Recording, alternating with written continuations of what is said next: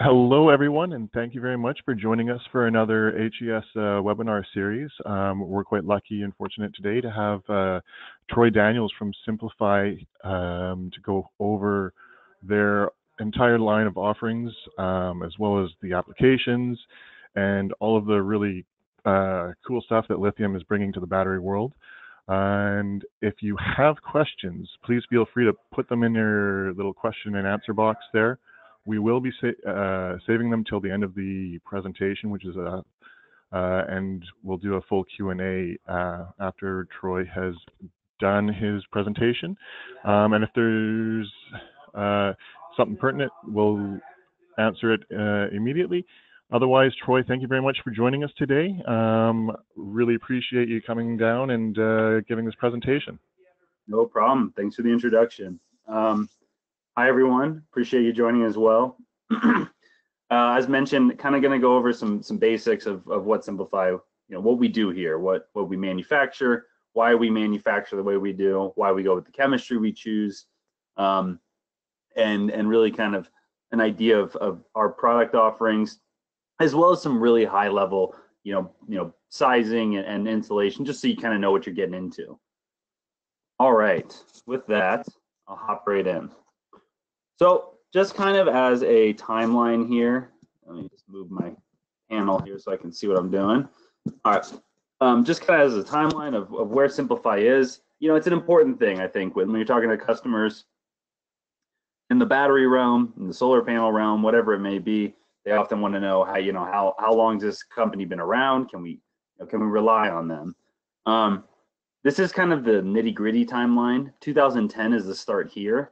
I will kind of just emphasize we've been around before 2010, but not officially kind of in the residential market. And basically we started with very small power packs. But 2010 is really where we kind of jumped off with lithium. OES was actually the original company's name. From there, we worked a lot with the military and emergency response, kind of the larger contracts that really drove our manufacturing to ramp up and to really kind of build out our own company and not rely on white labeling and things like that. From there, we started to expand our product line, and really in 2015 to 16 we relaunched as Simpliphi Power. The reason for that, I think, really just the name more than anything, and really kind of looking to expand our market. And kind of a rough nitty-gritty what's going on now. We're still ramping up manufacturing. We actually just moved into a new manufacturing facility, much larger. Our product offerings are changing. We're trying to advance on technology, trying to lower costs, and all of that's kind of done on the front lines of the company. Okay, kind of a motto, what we do here: safe, proven, simple technology, non-hazardous chemistry. We don't use cobalt in our lithium batteries, and I'll get into that kind of coming up here in a little bit. As far as proven technologies, tons of installations, all over the world actually, and definitely some really high-end case studies that we like to use for validation, such as the actual U.S. Army, and some disaster relief stuff that can really kind of show these batteries in some pretty harsh conditions. And right in the name, I know it's a bit of a pun, but simple. We really do like to keep things as simple as possible, not overcomplicate our product lines as much as we can. Obviously, with growing technologies, it's kind of hard to always keep it as simple as possible, but we really do strive to make it as easy of a product to use for installers. All right, this is kind of where we're at right now as far as our global reach, 100+ megawatt hours. This number changes every time I give a presentation, so I kind of just stop updating it. I don't know where it's at right now. I kind of do more two monthly, and maybe every 2 months or so update this, but we're right now 100 megawatt hours installed since 2010. You can see kind of a little bit of a global reach here.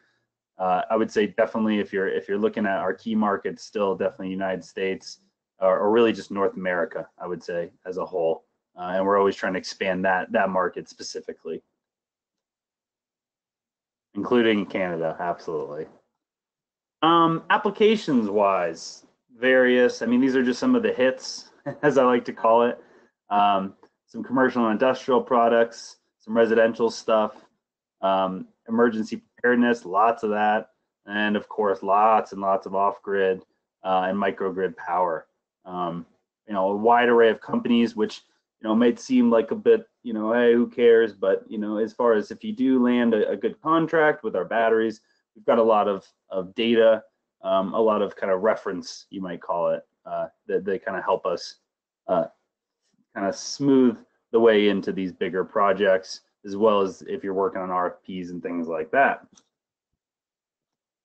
All right, so battery chemistry. This is really the core of our company. This is where everything starts. Apologies, this is a little bit fuzzy. It's a brand new slide. Somebody updated it, and it turns out to be a little fuzzy here. But as you can see, you know, when we're talking about lithium ion, we're talking about the entire encompass of lithium ion. And it tends to get a bad rep. You know, we tend to have the idea that all lithium batteries are dangerous, they're prone to thermal runaway, catch fire. And this is very true of some lithium chemistries. But most, if not all of these chemistries that you see that are really prone to thermal runaway are cobalt-based lithium chemistries, you know, like NMC, which, you know, think Tesla Powerwall, your LG Chem, those are NMC batteries. We manufacture with lithium iron phosphate. As you can see here, it's the only lithium chemistry on this chart that is not prone to thermal runaway, non-toxic, can be recycled. When I say landfill safe, I'm definitely not saying throw it in the landfill by any means, but it does mean that there's no hazardous materials when they are recycling. This allows us to not need ventilation as far as the lack of thermal runaway, or cooling systems. You know, if you look at the Powerwall or anything like that, NMC, or even some of these other ones, you're going to see liquid coolant systems. Basically just another point of failure. All right. So after we picked our chemistry, we still need to pick our form factor, decide how we're going to actually house that chemistry and build out these batteries. These are three of the main ones I know of. Let's say pouch cells, definitely very common. You know, think your cell phone, your laptop, tons of pouch cells out there. The issue with manufacturing larger scale, when I say larger scale, I mean like residential batteries or even bigger than that.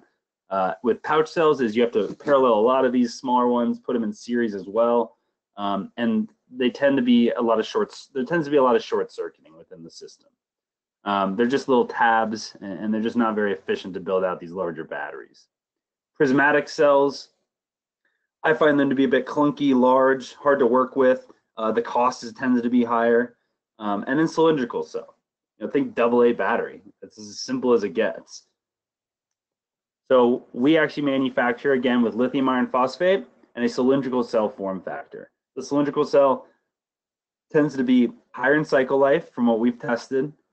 Almost no chance of short circuit, as long as obviously there's no two positives rubbing against each other, and we put the cell in incorrectly by any means. But they just tend to be more sound as far as performance goes, and safety. All right. Kind of based on that is where we land our warranty, based on how we can manufacture and what we can stand behind. We really offer 3 levels of warranty, depending on your depth of discharge, which I'll go into a little bit later of why you might go with one depth of discharge over another. So at 80% depth of discharge, we do 10 years, 10,000 cycles. At 90% depth of discharge, 10 years, 5,000 cycles. And at 100% depth of discharge, 10 years, 3,500 cycles. And again, I'll kind of go into really where we stand on that. I would say if you're looking for just the standard, what you should use, 80% depth of discharge is kind of the easy catch-all. But there are certain applications where it really makes sense actually to use 100.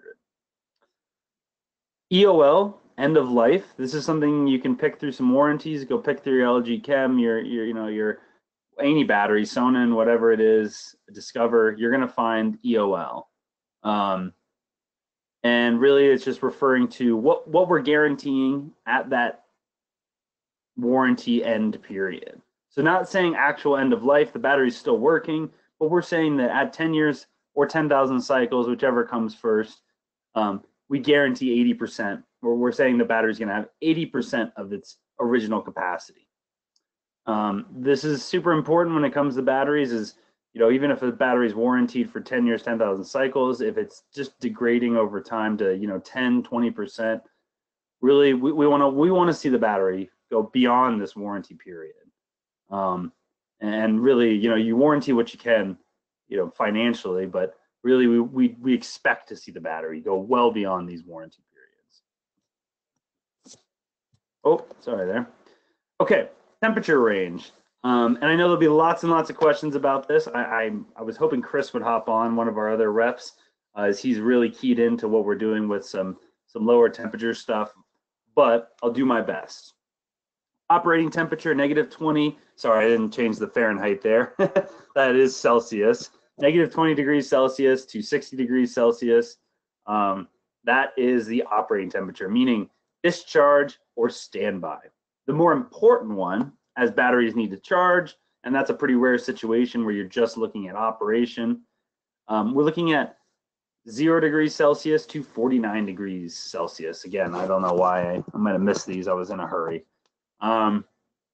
So I know on the low end, that might be a concern. Definitely up north, that's probably a bigger concern than other areas that we work with. We are, from my understanding, and don't hit the messenger here if I'm a little incorrect, is that we have officially finished a battery that has the hot start, basically a battery capable of an internal heater that will turn on in lower temperatures. So for use in these colder markets. I'm not sure if those are readily available just yet, but I know that they have finalized the design and the testing on it. So I'll refer to Chris more, and if there is follow-up about that hot start or the temperature restrictions, I can always facilitate the right person to get that information and see exactly where we are. As far as high end goes, not even a problem. I mean, I've never seen a problem. We've got batteries overseas that never seem to run into issues. No need for coolant, HVAC, ventilation, things like that. All right. Every battery also comes with a battery management system, a BMS. Currently, this is an internal battery management system that's really not there to be relied upon for protection. It's really there as a last, it's kind of there if it needs to be there. Basically what that means is if you discharge your battery too far, it'll give you a warning sign that something in the system is incorrect by disconnecting. But it's not something I would say you should always discharge your battery and rely on the BMS to turn off and on. But really over current protection, short circuit protection, charge and discharge protection, and cell balancing, which is very important with a lithium battery. Cells tend to want to kind of balance or unbalance themselves from each other inside of lithium batteries, and this allows us to keep the pack nice and even with some passive cell balancing, basically bleeding off resistance on the top end, and really allows for our scalability as well, which I'm about to go into. Again, this is internal currently. External is to come very soon here, but really this does not communicate with the inverter or to each other. They just simply take care of their own battery. Okay, as far as discharge or really the C rate, what we rate our batteries at is C/2. Any capacity you see is at C/2, and the maximum charge or discharge is always going to be C/2 for our 48-volt batteries. I want to make a note, our 24-volt batteries, go check out the specs. It's actually a little bit less than C/2.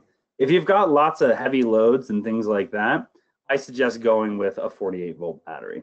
24-volt makes sense in some mobile applications and some smaller systems, but really 48 volts you're going to get a lot more bang for your buck as far as what it's capable of.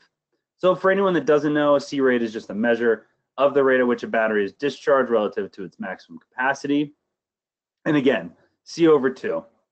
So meaning, if you've got, let's say, one of our 3.8 kilowatt hour batteries, you know that you can charge at 1.9 kilowatts per hour, or you can discharge at the same for 2 hours.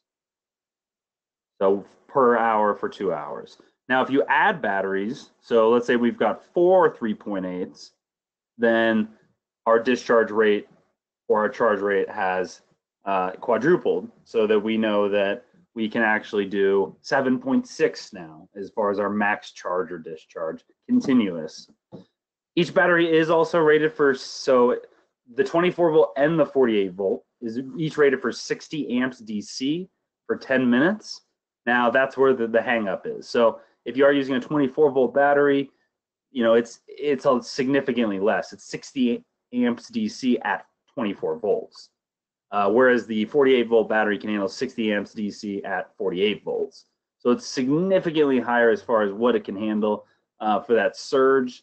And that's kind of why I would direct towards the 48 volt in situations where you're going to have pumps or air conditioning, things like that. You could still go with the 24 volt, of course, but you might need a few more batteries to fit their sizing requirements compared to getting 48 volts. All right, scalability, expandability. Actually, I'm not even going to go talk on that slide. I'll talk on this one. As far as scaling goes, question comes up a lot. How many batteries can I put in parallel? First and foremost, we cannot put these in series. So if you've got two 24 volt batteries, you don't make a 48 volt out of those. They go in parallel.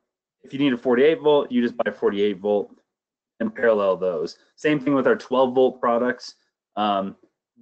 We really want to kind of make sure that we are only using parallel configurations.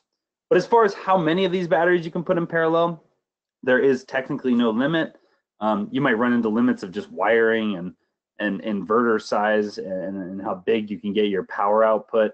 But I mean, this system on the left, 88 batteries in parallel, 300 kilowatt hours. So pretty big system there. Those are 48 volt modules. Expandability is one of my favorite things about working for this company, and that's the ability to actually go back and add new batteries to old systems. So maybe somebody, you know, a customer didn't get their power or their energy use right. You know, you have the leniency to go ahead and add into the same system without having to recreate the wheel.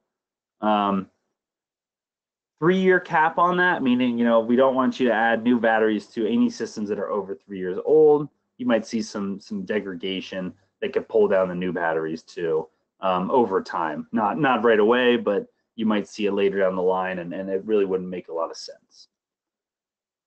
But it's super helpful when you're working with off-grid customers. I know, you know, as an installer in my past as well, the customer can easily say, you know, hey, these are my loads, and then, hey, my battery's not working through the night. Oh, what'd you add? Oh, I added a hot tub to my system. So it happens, you know, but unfortunately, sometimes that's a big issue. Here, it's great. We can just expand on the battery bank and add more to the system. And as really true with all lithium batteries, self-contained, maintenance-free, less than 1% per month discharge rate, meaning we don't have a lot of idle capacity loss, and really no need for any kind of maintenance, no off, you know, it's not off-gassing or watering or vent fans involved or anything like that. Great example of kind of the difference here when we're talking about no maintenance and switching out lead acid batteries, which is still one of our key markets, is the lead acid replacement. You can see here on the left, you know, obviously battery box, vent fans, looks like a lot of corrosion, possibly flooded, I believe. So probably watering the system and whatnot. And then you can see on the right, the system that actually would go in to replace this. Cut down the size to about 1/3, maybe even less than that. It's hard to tell. Yeah, about 1/3, maybe a little bit less.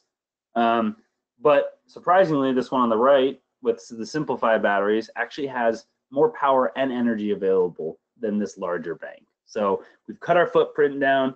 We can wall mount these now, a nice and clean system, and really kind of fixed up this system with a small footprint and easy, no maintenance battery. All right, I'm gonna jump into some products here.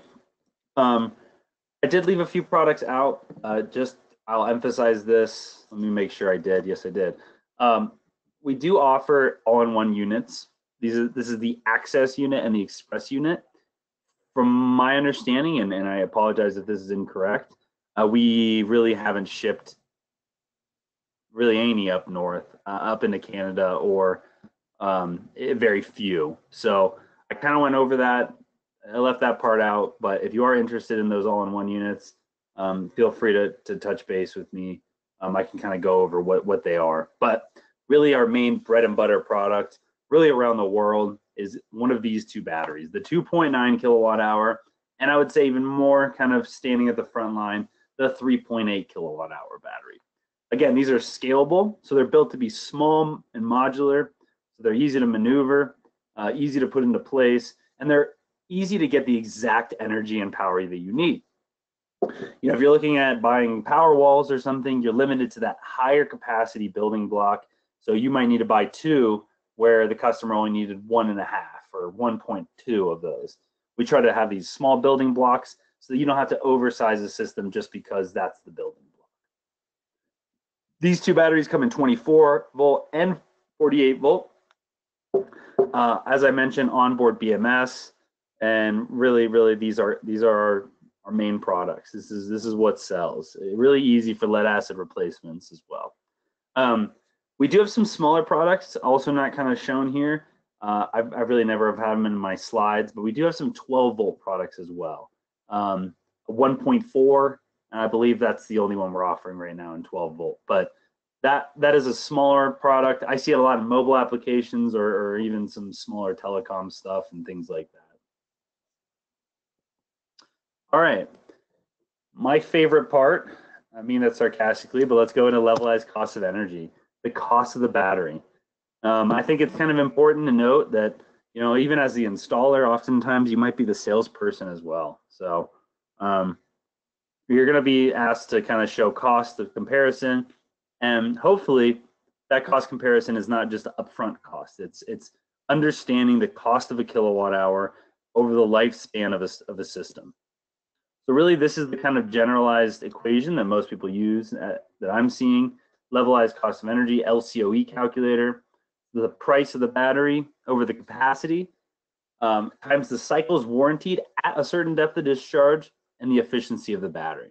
Now, if you're an installer, you probably can add in some ancillary costs like, hey, I know I need a forklift for this battery or a pallet jack, and I don't need it for the Simpliphi battery. So there can be a lot of little things that you can add in, or maybe it's even the other way around. Maybe you need something special for our batteries that you don't typically require for others. You can add in those costs. This is an example of a calculation done. This was with our 3.5 model, the older model battery. Using this MSRP, I believe this was in USD, just so you know. You can see here we're doing 90% depth of discharge, as this specific lithium competitor we were comparing to only called out 90% in their warranty. So we know that we warranty 5,000 cycles at 90% depth of discharge. The efficiency rate is 98%, and we get 20 cents per kilowatt hour. This competitor happened to be lower cost up front, but actually came out higher over time due to lower cycles warranted and a lower efficiency rate, as well as usable capacity. The good news is, for anyone that wrote that down, don't worry about it. We actually have a new calculator live. I would click it, but I know how this goes, and I know my whole screen will crash or something fun will happen. But please check out the new levelized cost of energy calculator on our website. Basically, it just allows you to type in whatever numbers you know. If you're buying from the distributor, then you know exactly what your numbers are. You know how much you buy this battery from and how much you buy that battery from. You can put those numbers in specifically and get those specific figures to show to the customer and say, hey, you know, this battery is going to be a little bit more expensive up front, whereas this battery is going to save you a lot over time, as you won't be replacing it. If you're looking for other kind of cool proposal tools to help out, we're in a lot of these proposal tools already uploaded: Energy Toolbase, SAM, PV Cell, and you can go to our resources page and you'll find tons of kind of sales tools as well beyond that. Okay, so I'm going to briefly go into battery sizing and installation. Again, I want to kind of keep it brief. I don't like to go too deep into this. If you are interested in kind of learning a lot more about the product as far as installation, as far as the advanced characteristics, I've got a big old calendar full of webinars, full of in-person trainings. I know we're looking to set some up soon, probably in your area, wherever you are. I'm all over the place. But as far as we go here, it's just kind of the basics. Okay, I mentioned different levels of warranty earlier. Why you might want to use one depth of discharge over another.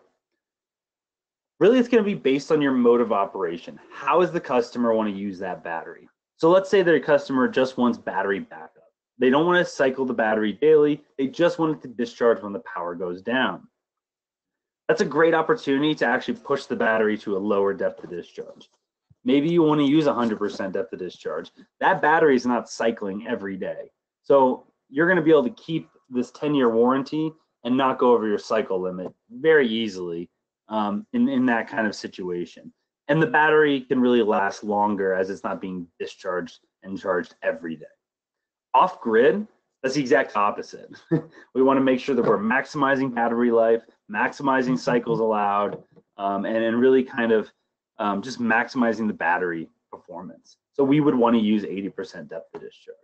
So you've got some kind of room to play here about, what depth of discharge makes sense, but really it's kind of, how often is the battery being used? What is the use? And kind of, there's some examples here really easy. Zero energy home or net zero, I would probably say 80% as its daily discharge.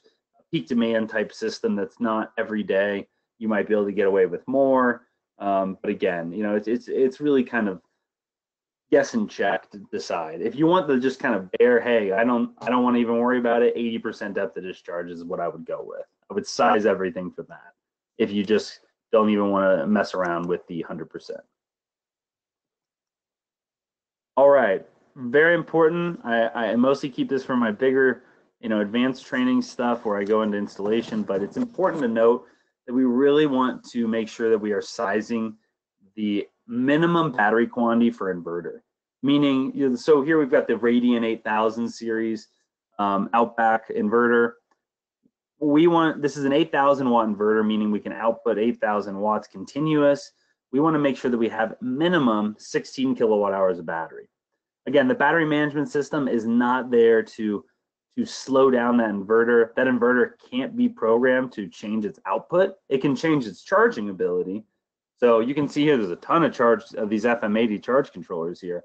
Those have limiters where you can really set that limit, and it's not a problem whatsoever. But as far as the output of the inverters, I can only think of maybe one inverter I know that really does it off grid, and that would be the Sunny Island. And I don't prefer using those for the most part.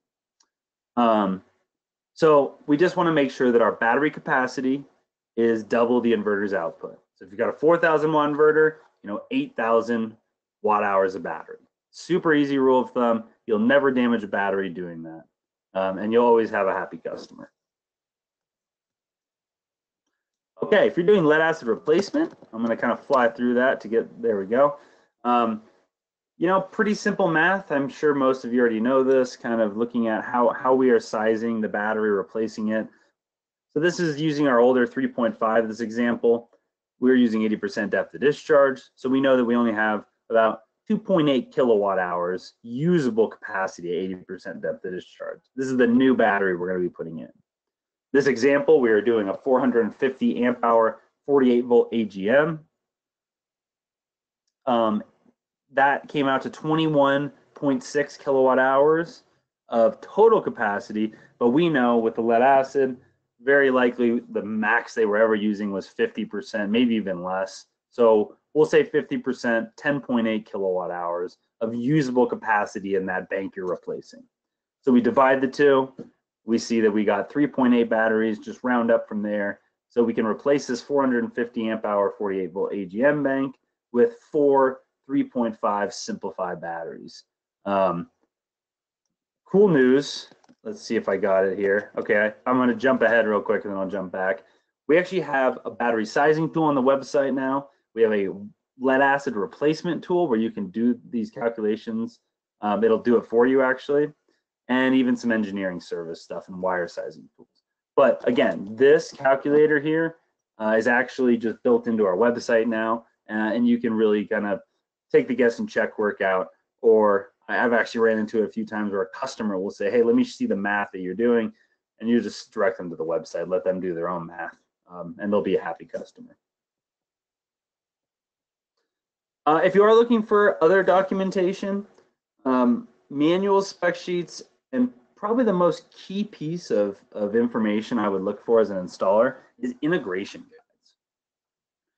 guides. These are basically like, let's say we're using the Magnum inverter, we would have a Magnum integration guide. Basically, it would show exactly what Magnum calls out as far as settings, how it's labeled, and what we would say is the setting to put into that inverter.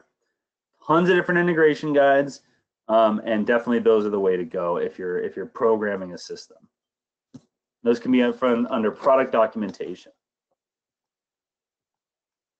And again, I do have huge presentations where I go through integration guides, how to do all this stuff, but you know, that's kind of a long 1.5 hour presentation, and if you are interested in that, just let me know afterwards. I'll get you over to the website where you can find those. Okay, if you're receiving the battery, you know, most likely if it's coming from the distributor, you're going to get it in these boxes like this. I can't imagine why it would ever come out. It's important to check the battery for damage right away. You know, once it's left our facility, that's really a trucking issue. That's, you know, that's a delivery issue. So if you see that there's, you know, it looks like maybe the battery was dropped or anything like that, don't sign for it. I can't stress that enough. You know, don't make the delivery people wait. You can check the battery, make sure there is no damage. These boxes are actually designed to take quite a bit of shock, but it's just important to make sure that there is no damage out of the box. A good indication too is check the breaker. Flip the breaker on and off. If for some reason it won't hold into one direction, so maybe it won't hold on, that's typically where it would land. That's a good indication the battery is probably dropped or damaged during shipping. So that's kind of my rule of thumb. I check those breakers first. Also, never terrible, I say multimeter there, but just check your battery's voltage. I've seen a few lately, definitely not up here, but in other countries that shipped out as 24 volts, and the customer might have asked for 48, or you know, they mix and match some inside. So just double check that label and make sure the battery is the one you ordered. Okay, as far as, sorry, it looks like the header is a little messed up here, but as far as clearance, racking, things like that, we don't have clearance requirements really, meaning that the batteries can sit flush up against each other. They don't need any space in between. You can see here, these are mounted using our Simpliphi brackets. Not a requirement for mounting by any means.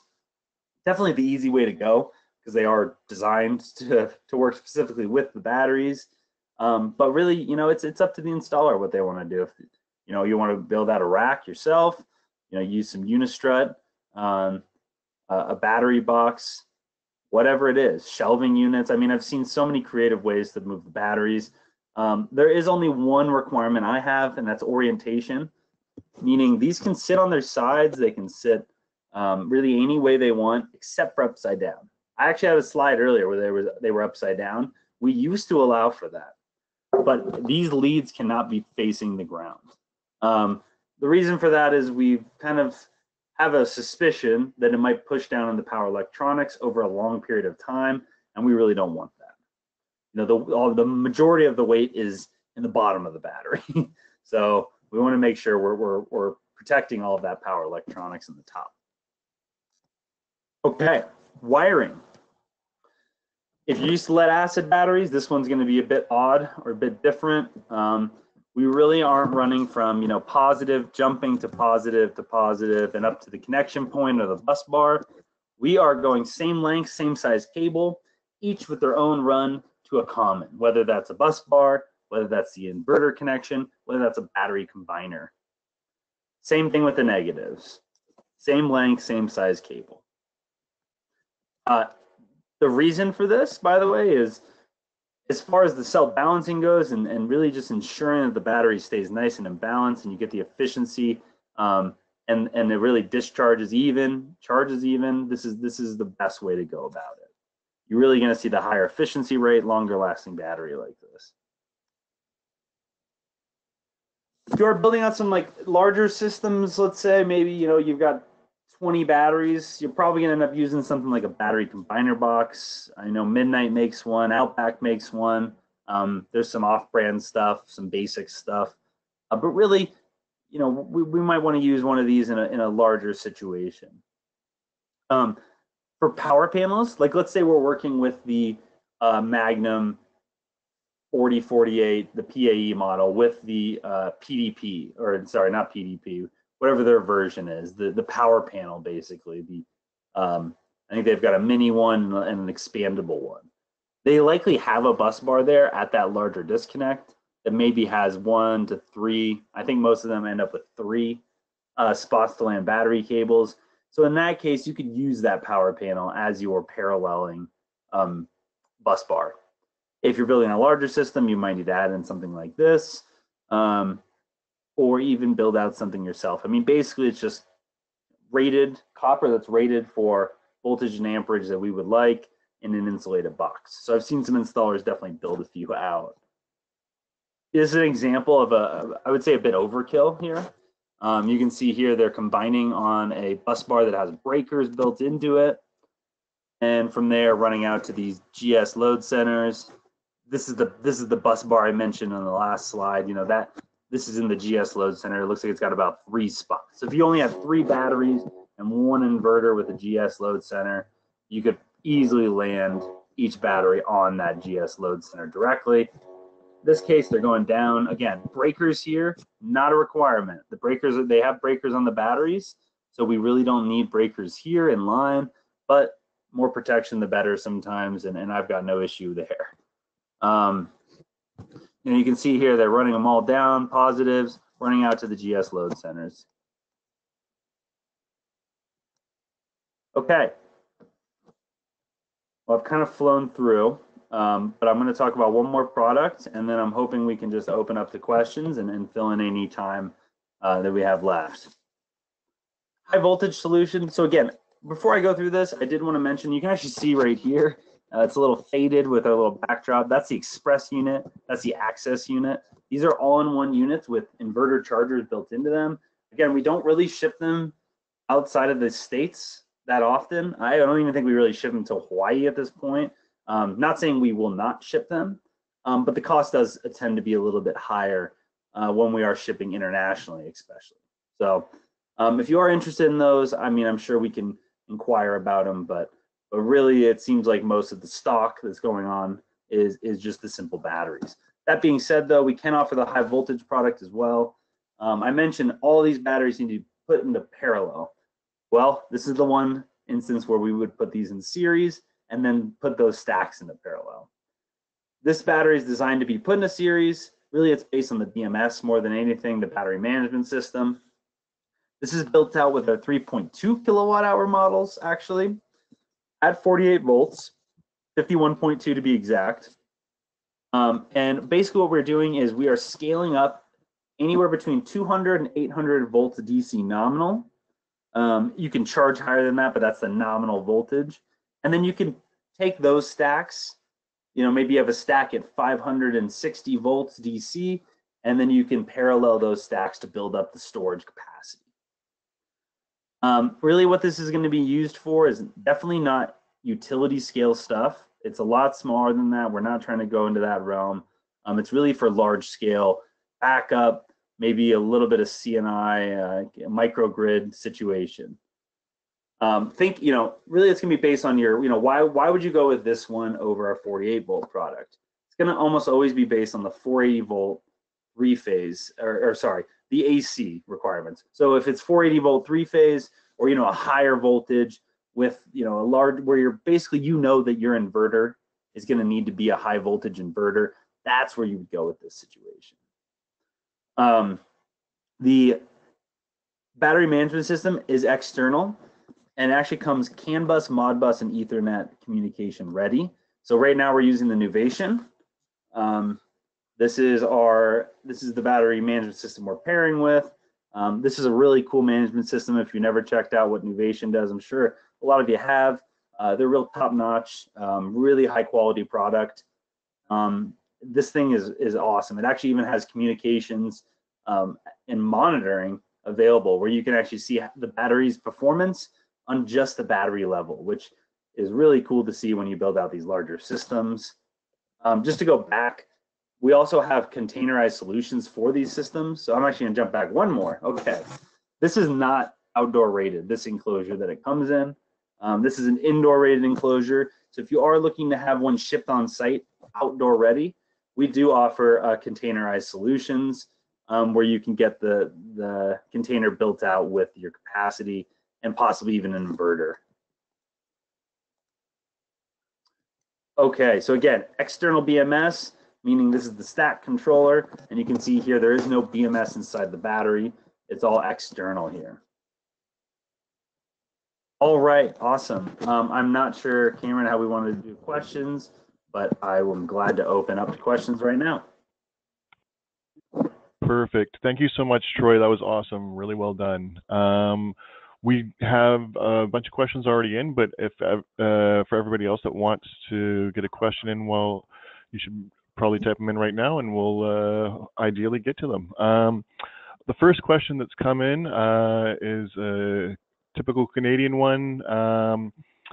What kind of fit do they have for off-grid applications in the winter? And follow up with that is, what is the self-discharge rate when below 0 or minus 20 C? Sure. So as far as the solution in the winter, I mean, here's just kind of where I stand. You know, I know it's tough sometimes. It depends on the situation. If you can keep it in a nice room where it is going to stay above freezing, that'd be great. You'll stay within that kind of parameters that we would expect. If it does go below that, again, we are finishing up the hot start. So basically, there's an internal heater in the battery. I believe those are ready. I'm not sure, and I can definitely take down whoever's information it is and get them in touch with Chris, our rep.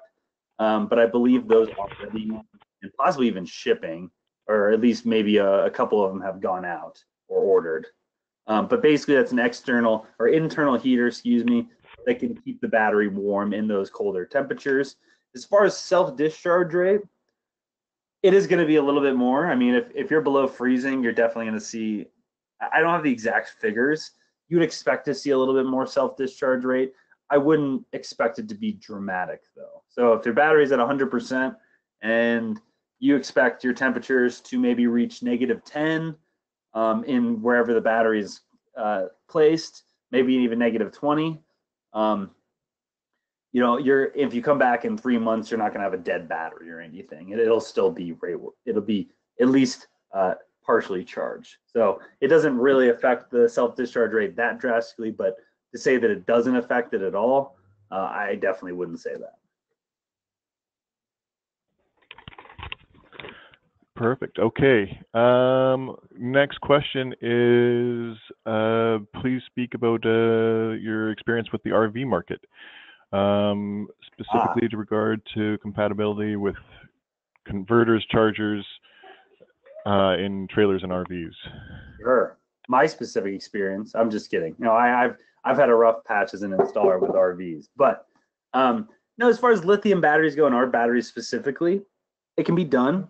Not a problem. I mean, these batteries are mobile ready, meaning, you know, they're still warranted when they're in a mobile application. That being said, the biggest thing I run into with boats and RVs is the alternator. So if you've got a lead acid starter battery and a lithium house battery, you're going to see some weird issues when it comes to that alternator that's really designed for lead acid.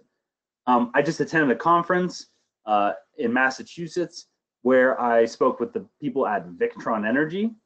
They actually create specific products that are designed to kind of combat that, that are designed to basically be in line with the alternator as basically a DC to DC converter, as well as a disconnect. So definitely can be done. It takes a little bit more finesse on the system goes. As far as the actual house side of the battery, I mean, I see systems all the time with the VFXR, the mobile model Outback stuff, some solar panels on the roof, or whatever it may be. So as far as charging goes, from those kind of devices, totally cool to go as far as mobile application. even charging from the AC source. But if you are looking to have an RV setup where the alternator can charge the battery during, when you're driving around, which really is going to be most situations, you definitely might need a few extra components in line to accomplish that efficiently. Right on. Okay. I'm looking at using Obeck or Schneider brands. What would your thoughts on both of these brands be? Yeah, I mean, we're definitely agnostic when it comes to which inverters we pair with. We've got a wide array. I would say specifically there, Outback's definitely the number one I've seen paired with as far as volume in the field and kind of track record there. Now, again, we're agnostic. They're all great inverters. I would say two of my favorite, definitely kind of leaning towards the Magnum stuff and the Outback stuff. And Outback especially, as I've just seen so many systems paired well with it. But if you look through our integration, guys, you will see we've got tons of different inverters that we specifically call out as tested, tried and true with integration. Awesome, thank you. If installed and temps drop below 0 Celsius, is the charging disabled automatically, or how is this, or can this be managed automatically? So currently with our internal BMS, it is not managed. So it is, that's definitely where the hot start's going to become a really key figure if you think it might drop that low. I think the new BMS probably will have that capability, but right now, no, it is definitely not managed by the BMS. In our warranty, it does say, 0 to 49 as far as charging, -20 for operation. That being said, if you absolutely cannot get around that, and there's a situation where maybe it's an emergency or the battery does need to be charged in a cold temperature, we really would recommend like C/20 as far as charge rate goes. So lower that charge rate drastically. But yes, no, it is not managed actually by the BMS currently. We've still got a few more questions coming through here, Troy. Thanks very much for no worries. For all of this knowledge. Really appreciate it. Here's one about the SMA inverters. They're planning on using it, but you had mentioned earlier in the presentation that they weren't top of your list. Could you go a little bit more into that? Hopefully no one from SMA is on. I'm just kidding. All right. So the SMA inverter, the Sunny Island specifically, is an algorithm-based SOC reading inverter, meaning, if you look at like the Outback, it might be reading on SOC, you might be able to see it on your monitor, but it's firing off settings based on internal multimeters and voltage set points. The SMA Sunny Island is going off of what it's reading as far as the SOC, the state of charge, and firing off set points based on that. So maybe Rebulk set at 20% state of charge. This algorithm is specifically based on lead acid batteries. Does not work super great when it comes to lithium. We can work around it a little bit, but it requires communications to work on the lithium settings with the Sunny Island. So currently our battery does not have that communication port built in.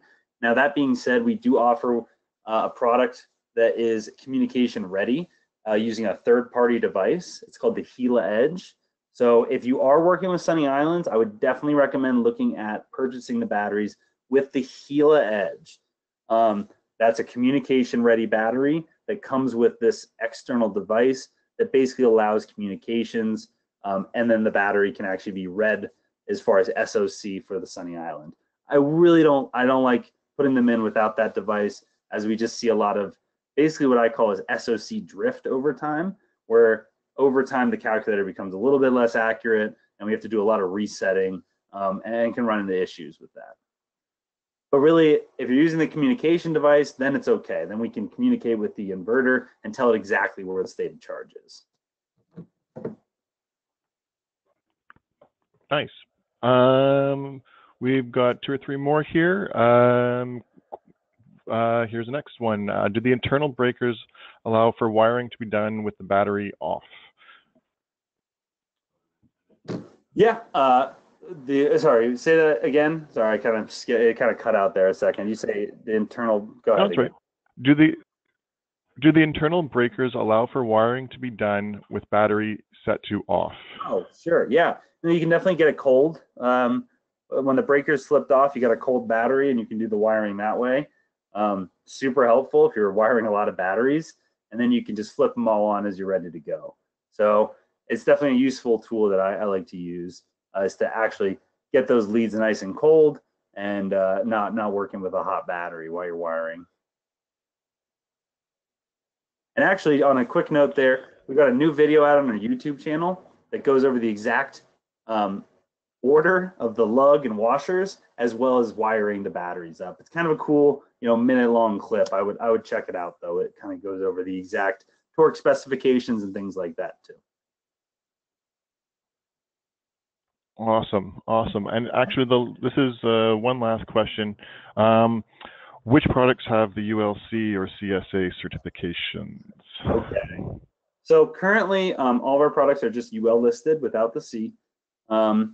That's something that we've been keyed into now, and maybe a misstep that we took, not understanding exactly kind of where it lands as far as what inspectors are allowing and not allowing. The C on the UL listing for our 48 volt, I know for sure, I believe our 24 volt as well, is coming, I've been told, by end of April. So apologies if it takes any longer than that, but that is what I'm being told for the C on the UL listing. Awesome. That's some good news. Everything else we're going to do offline. Troy, awesome news on a lot of levels here. Oh, sorry. Yes? No, I was going to say, and I know the hot start's a big one, so maybe we can touch base and get everybody on. We can get some information from our reps, Chris, and see if we can get him to send out some information to everybody on the call regarding the hot start and the cold temperature solution. So is that just like a white paper on it, or? Really just if it's available and shipping out is really what I'm trying to figure out right now. I'm kind of hearing through the grapevine that it is finished and one's gone out for some projects. So I definitely want to get the information to everybody if it is ready to ship. Awesome. Thank you to everybody that joined us today. We're ready to ship a bunch of product. Troy's and Simpliphi are always ready to help back us up. And yeah, Troy, thank you so much for the presentation. Really appreciate it. And look forward to another great year coming up. Awesome. Thank you so much. And thanks, everyone. All right, everyone. Take care. Have a good one. Cheers.